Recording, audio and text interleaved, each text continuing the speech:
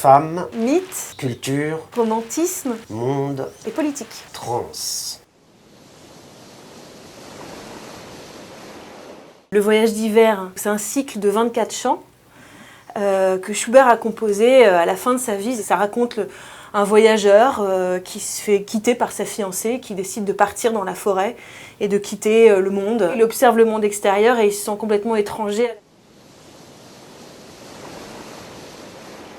Chaque chant est une plongée de plus en plus profonde vers un voyage vers la mort, un voyage vers l'abstraction, il se détache de plus en plus du monde dans lequel il vit et de la société.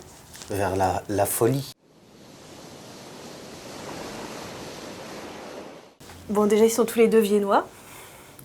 Et puis Jelinek, elle est musicienne depuis sa plus tendre enfance. Elle a fait du piano, de l'orgue, de la flûte, donc elle a une connaissance musicale extrême. Et elle connaît parfaitement toute l'œuvre de Schubert, c'est son compositeur préféré. Et particulièrement le Voyage d'hiver, qui est l'œuvre qui la touche le plus, avec laquelle elle vit depuis des années. Elle s'inspire vraiment des lieds de Schubert, qu'elle reprend une musicalité, une rythmique selon les différents tableaux. Elle se réapproprie vraiment quelque chose.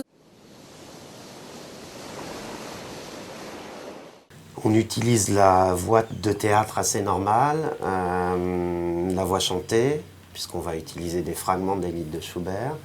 On utilise une sorte de voix slamée, rappée, parce que dans l'écriture de Jelinek, il y a quelque chose de l'ordre de la transe, elle répète les mots, les phrases sont très longues, et tout d'un coup, le fait d'utiliser un peu des choses provenant de cette technique vient renforcer un peu la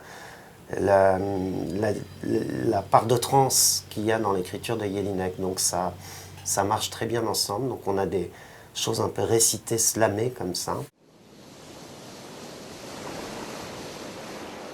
Évidemment, il y a le thème de l'étranger, de se sentir étranger au monde dans lequel on vit.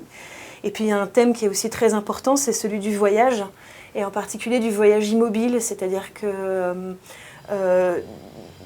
la différence entre l'œuvre de Schubert et celle de Jelinek, c'est que finalement, Jelinek, elle nous interroge de savoir si finalement le plus grand voyage n'est pas celui qu'on fait de chez soi, de l'intérieur. Elle interroge le rapport de l'individu au monde. Comment l'individu peut penser face au monde. Est-ce qu'il pense par le monde? Est-ce qu'il pense le monde?